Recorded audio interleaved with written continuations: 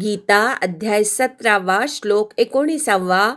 मूढग्राहेणात्मनो यत् पीडया क्रियते तपः परस्योत्सादनार्थं वा तत्तामसमुदाहृतम्. मूढग्राहेणात्मनो, ढवर आघात घ्यायचा, ना पूर्ण म्हणायचा, दीर्घ आहे. मूढग्राहेणात्मनो यत् पीडया, यत् मधल्या यवर आघात घ्यायचा, पी दीर्घ आहे. क्रियते तपः परस्योत्सादनार्थं वा, पर मधल्या र वर आघात घ्यायचा, स्यो पूर्ण म्हणायचा, त्यानंतर अर्ध्या तचा उच्चार झाला पाहिजे. परस्योत्सादनार्थं वा, थ वरच्या अनुस्वाराचा असा उच्चार करायचा. परस्योत्सादनार्थं वा तत्तामसमुदाहृतम्. तत्तामस मधल्या त वर आघात घेऊन अर्धा त जोडून म्हणायचा. मुदाहृतम, शेवटचा म अर्धा आहे. मूढग्राहेणात्मनो यत् पीडया क्रियते तपः मूढग्राहेणात्मनो यत् पीडया क्रियते तपः मूढग्राहेणात्मनो यत् पीडया क्रियते तपः मूढग्राहेणात्मनो यत् पीडया क्रियते तपः मूढग्राहेणात्मनो यत् पीडया क्रियते तपः परस्योत्सादनार्थं वा तत्तामसमुदाहृतम्. परस्योत्सादनार्थं वा तत्तामसमुदाहृतम्. परस्योत्सादनार्थं वा तत्तामसमुदाहृतम्. परस्योत्सादनार्थं वा तत्तामसमुदाहृतम्. परस्योत्सादनार्थं वा तत्तामसमुदाहृतम्.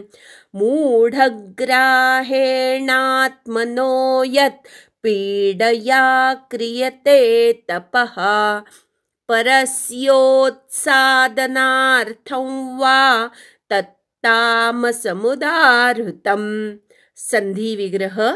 मूढग्राहेण आत्मनः यत् पीडया क्रियते तपः परस्य उत्सादनार्थं वा तत् तामसम् उदाहृतम्.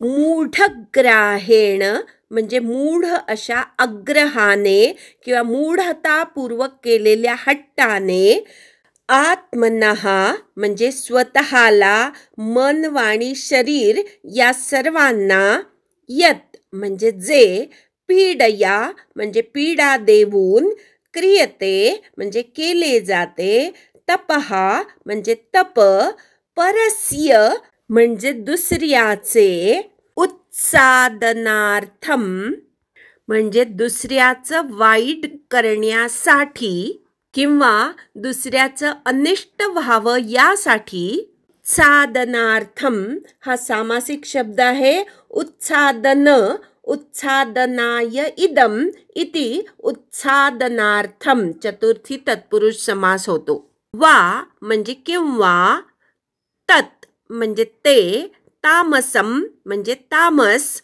उदाहृतम म्हणजे म्हटले जाते. अन्वय. मूढग्राहेण आत्मना पीडया वा परस्य उत्सादनार्थं यत् तपः क्रियते तत् तामसम उदाहृतम्. मूढतापूर्वक केलेल्या हट्टाने मन, वाणी आणि शरीर यांना पीडा देऊन अथवा दुसऱ्याचे अनिष्ट घडावे, दुसऱ्याचं वाईट घडावं यासाठी जे तप केले जाते ते तप तामस तप म्हटले गेले आहे. तामस लोक कसं तप करतात त्याबद्दल ह्या 19व्या श्लोकामध्ये भगवंताने सांगितलेलं आहे. कुठलंही तप करताना काहीतरी चांगला उद्देश त्यामागे असावा. स्वतःचं हित तरी, राजस लोक जे तप करतात ते कमीत कमी स्वतःच्या स्वार्थासाठी तरी करतात. त्यामुळे राजस तप सुद्धा एक वेळ परवडलं. सात्विक तप तर तुम्हाला सगळ्याच प्रकारे विकसित करतं, तुम्हाला सगळ्याच प्रकारे मोठं करतं. त्यामुळे सात्विक तप जरूर करावं. राजस तप त्यातल्या त्यात बरं असतं, कारण ते स्वतःचं हित तरी त्याच्यामध्ये साधलं जातं. पण तामस तप ह्याला तप म्हणावं की नाही असा प्रश्न पडतो. कारण दिसायला तर हे तप दिसतं, सातत्याने केलेलं असतं, स्वतःला तापवलेलंही असतं त्याच्यामध्ये. पण असं तप कशासाठी आहे हे पण फार महत्त्वाचं असतं. मूढ अग्रहाने मला वाटतं म्हणून मी करणार, त्याच्यामागे कुठलं शास्त्रीय तथ्य असतं असं नाही, किंवा कुठला तरी स्वतःचा हट्ट पूर्ण करण्यासाठी जेव्हा तप केलं जातं. कधी कधी असं दिसतं की काहीतरी हवं असतं छोट्या मुलांना, आणि ते मिळेपर्यंत ते इतकी आदळआपट दुराग्रह करतात, भूक मारतात, खात नाहीत, पीत नाहीत. अशा वेळेस ते सुद्धा एक प्रकारचं तपच झालं की स्वतःला त्रास देणंच झालं, स्वतःला तापवणंच झालं. पण ते तप मूढ अग्रहानी केलेलं असतं. लहान मुलांच्या त्या कृतीमागे खूप मोठा विचार असतो असं नाही. त्यामुळे मला वाटतंय ना, मला हवंच आहे असा काहीतरी दुराग्रह त्याच्यामध्ये असतो. आणि मग अशा मूढ अग्रहाने जेव्हा मोठी माणसं सुद्धा कुठलं तरी तप करतात, ते तप तामस तप म्हटलं गेलेलं आहे. आता अशा मूढ अग्रहानी जेव्हा एखादं तप केलं जातं, हट्टानी जेव्हा एखादं तप केलं जातं, तेव्हा ते तप आपल्याला झेपतंय का नाही, आपल्याला त्याचा किती त्रास होतोय याचा विचार केला जात नाही. आणि मग अशा तपामुळे मन, वाणी आणि शरीराला अत्यंत पीडा दिली जाते. काही साधू संन्यासी आपण बघतो की नुसताच हात वर करून उभं राहायचं, आयुष्यभर हात वरच केलेला. त्याच्यातनं काय मिळणार आहे? कुठली मोठी अगदी त्याच्यातनं तपश्चर्या घडणार आहे? पण हा विचार नसतो. काहीतरी स्वतःच्या शरीराला त्रास द्यायचा आणि त्याच्यातनं कुठेतरी आपलं नाव कमवायचं, असा काहीसा हट्ट किंवा हट्ट त्या तपश्चर्येमागे असतो. हठयोग हा जो आहे तो तशाच प्रकारचा म्हटला गेलेला आहे. शरीराला अत्यंत पीडा देऊन जे तप केलं जातं, मूढ अग्रहानी केलं जातं, ते तप तामस तप असं गीतेने सांगितलेलं आहे. आणि अशा तामस गोष्टींचा त्याग करावा असंही भगवंतानी सांगितलेलं आहे.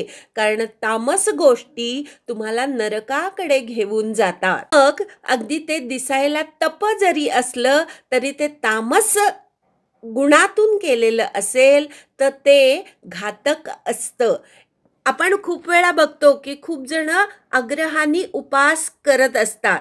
उपास कित्येक वेळा त्यांना झेपत नसतात, पित्त होतं, त्रास होतो, पण तरी सुद्धा मी इतकी वर्ष करते, मग आता कसं सोडू, असा काहीतरी हट्ट असतो. आपल्या शरीराला त्रास देऊन कुठलीही साधना करू नये. शरीर हे भगवंतानी आपल्याला दिलेलं साधन असतं आणि त्या शरीराला त्रास देऊन काहीही केलेलं भगवंताला आवडत नाही. स्वतःच्या वाणीला सुद्धा त्रास देऊन काही लोक अशी पण असतात की वेडवाकडं बोलणं हेच त्यांचं तप असतं. अरे, वाणीचा उपयोग भगवत नाव घेण्यासाठी करायचं आहे, पण असा त्याचा दुरुपयोग करणारे सुद्धा आणि त्याचं सुद्धा तप मानणारे काही लोक असतात.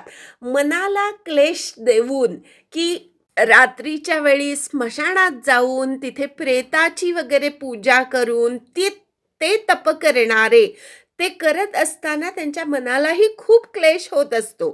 पण आधी सांगितलं तसं की मूढ हट्टानी तप करायचं. भीती वाटली, मनाला क्लेश झाले, शरीराला क्लेश झाले, वाणीला क्लेश झाले, तरी ते सगळे क्लेश केवळ स्वतःच्या मूढ अग्रहाने, मूढ म्हणजे मूर्ख हट्टाने करत असलेल्या तपामुळे होत असतात आणि असं तप हे तामस तप सांगितलेलं आहे. तामस तपाचं अजून एक वैशिष्ट्य भगवंतानी इथे सांगितलं ते म्हणजे परस्योत्सादनार्थम, म्हणजे दुसऱ्याचं वाईट व्हावं, दुसऱ्यावर काहीतरी संकट यावं, त्याचं अनिष्ट व्हावं, ह्यासाठी जर एखादं तप केलं गेलं तर ते तप तामस तप म्हणून सांगितलं गेलेलं आहे. तमोगुणी माणसाचा स्वभाव दुष्ट असतो आणि त्याला दुसऱ्याचं चांगलं झालेलं बघवत नाही.